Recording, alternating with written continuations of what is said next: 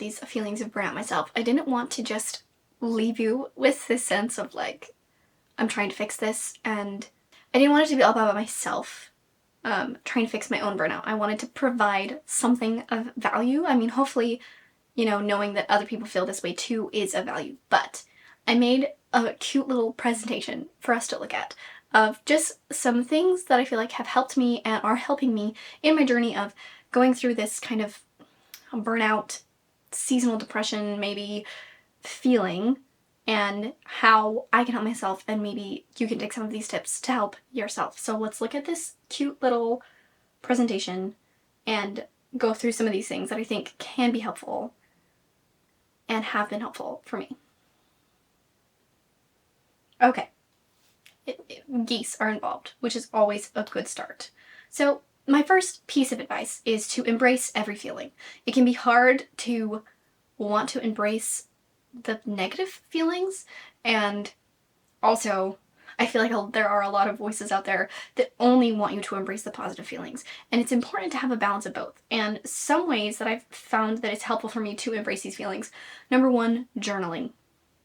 I have done bullet journaling for forever, for like since 2018, but that's mostly planning for me. I struggle more with actually sitting down and writing down my feelings, but the other day I was having a very, very hard time, and I felt like I couldn't express myself vocally, especially like to my husband. I wanted to communicate, but I didn't know how to say things, and so I just sat down and I just started writing, and I just kind of like word vomited on the page all these things that I was feeling. And then it was really helpful for him because then he, oh, sorry, didn't mean to kick you, because then he was able to read it and kind of gather more information about how I was feeling. So that's my first tip. The second tip is to talk to somebody. Talk to a friend, talk to a family member, and you don't have to say all of your deepest, darkest feelings if you don't feel like it, but just let somebody know how you're feeling, and new perspectives can be really helpful sometimes. And so that's something that I did in this video. I talked to my older sister. I have 3 older sisters. I love all of them very much, and each of them provide different things when it comes to helping me through things. So yeah, talking to a friend or a family member, somebody that you trust that can help you kind of navigate your feelings a little bit better. And then my third piece of advice in embracing your feeling is to listen to music. I put it on here your pump up music specifically. This is kind of like when you've felt your negative feelings and you're like, okay, I'm ready to get back at it. One of my number one pump up songs ever is The Middle by Jimmy Eats World. That song, just like, that song can get you through anything. It truly can. But any song that's gonna make you feel like you got this, whether you need to belt it in your car, you need to go outside, whatever you need to do, listen to this song, feel your feelings, and then you can move on from there. My next piece of advice is to be restful. So rest and productivity. These are balances. Resting is productive, I think, in a lot of ways, if you allow yourself to truly rest. So just some things you can do. Do a hobby just for you. I know in this day and age, a lot of hobbies have become monetized. I mean, here on this channel, I tell you about my reading, I do crafts, I play video games. Those are all my hobbies, and I share them with other people. Sometimes it's important to just sit down, do something just for you. And it doesn't have to be super good. I tried watercoloring a while back. It was bad. It didn't look good, but it was fun. I had a good time. It was restful for me. So just do a hobby just for you. Take a nap. If you're a nap person, take a nap. If you're not a nap person, maybe just lay down for a bit. Let your body enter a restful state. Maybe do some meditation. And then do self-care. This can mean different things for everybody. Me personally, I'm a bath girly. I love a good bath. With some bath bombs or bath salts, anything that's gonna make it fun, do that. Maybe you like doing face masks. Maybe you just need to like shower and wash your hair. Maybe you want to do your nails. Maybe you want to, again, maybe you want to meditate. Whatever you feel like is going to feel like self-care to you, do that. It doesn't have to be a lot, and I know that especially if you're feeling depressed, it can be really hard to take that first step into doing self-care, so start small. Like maybe you feel like you need to take a shower, but that feels like too much for you, so just wash your face. Just start by washing your face. Just take that first step and then go from there. Now, talking about being productive. Being productive can mean different things for different people. These are ways that I feel productive. Planning. Planning has always helped me through my negative feelings because I like having a plan. It is a way to feel like you have some kind of control, but for me it's just like I know what to expect. I can have realistic expectations and I can move forward. So plan something. Even if it feels too stressful to plan out your entire week or your entire month, even your entire day, plan out the next 30 minutes. What am I going to do for the next 30 minutes? Write it down. Make a little checklist for yourself, and then when you do a thing, do a little check. Even if in the next 30 minutes you want to read a chapter of your book, you want to do a little bit of a hobby, whatever it is, make a little checklist, write it down, do your little check. That will help you. Make a goal or check in with your goals. I also love goal making. Goal making is like, can goal making be a hobby? I think it is one of my hobbies. I love making a goal. It's something that's very important to me. It always has been. I don't know why. For me, I make kind of these big general goals at the beginning of the year, and then every single month I revisit those goals and make more specific goals for that month. And that is something that has helped me stay really realistic with my goals and also shift my goals when I need to. Like, for example, at the beginning of the year, one of my goals was to do more walking / try running. Since then, I found out that I have Ehlers-Danlos syndrome. Running wouldn't be productive for me. It actually would hurt my joints more.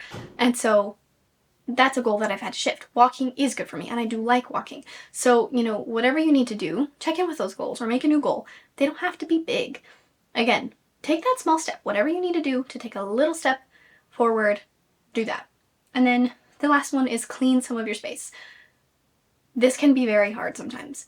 Again, you don't have to deep clean your entire house. Start by maybe clearing your desk off or making your bed or washing one load of clothes.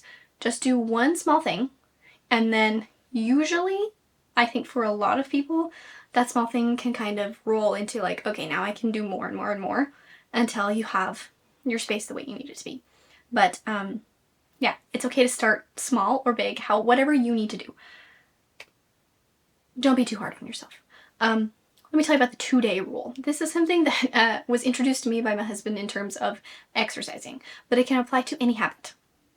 Any habit that you have, don't let yourself go 2 days without doing it. More than 2 days without doing it. So maybe, let's say exercise is the goal. Maybe you missed your workout one day. That's okay. Just don't miss it for the next 2 days. Maybe you missed your workout 2 days in a row. That's okay. You gotta do it today. Don't let yourself miss whatever your habit is for more than 2 days because you need wiggle room. Obviously, there's a lot of fluctuations, right? You need to be flexible. This is a way that you can keep on track with your goals and your habits and be flexible at the same time and not let yourself be too hard on yourself. And then I think another way to not be too hard on yourself is to have an accountability buddy, because somebody that you trust that is going to be kind to you, but is also going to motivate you to move forward. For me, this is my husband, 100%, because I know that I can let him know what I've done, what I need to do, and that he will encourage me to keep going without belittling me for not doing whatever it is that I wanted to do. So find whoever it is in your life that can be that accountability buddy for you and encourage you and let you know, just keep going. Okay. My last piece of advice is to embrace the season that you're in. When you're feeling burnout or seasonal depression or whatever it may be, it can be really hard to embrace what you're feeling, embrace the season you're in, because you just want it to be done. You want the negative feelings to be over. You want to be past wherever you are now. I've been feeling this a lot lately because there's kind of a big thing looming on the horizon. I want to be at that point or done because of all of the stress and the process leading up to it. I want to be done with it. And so what I'm trying to do is to slow down, embrace the season that I'm in. I love fall. Fall is my favorite season. So do a seasonal activity, whatever it may be, big or small. Maybe it's watching a Christmas movie. Maybe it's watching the Charlie Brown Thanksgiving special, you know, whatever it may be, do a little seasonal activity. Make a seasonal craft. Again, this is a way that you can get out of your brain, work with your hands. That's something that always helps me. And add a piece of seasonal decor. Embrace the season, put up a little wreath on your wall. Or maybe your seasonal craft is a piece of decor that you can hang. Whatever it may be, try to embrace it a little bit at a time, because you're going to have to go through the time. You're going to have to go through the season anyway. So try to embrace the season that you're in, because you're going to get past that point that you want to be done with. You got to do all this stuff anyway. Try to find the good. Try to embrace some of it, right? And I think for me, embracing the season is an easy way to do that.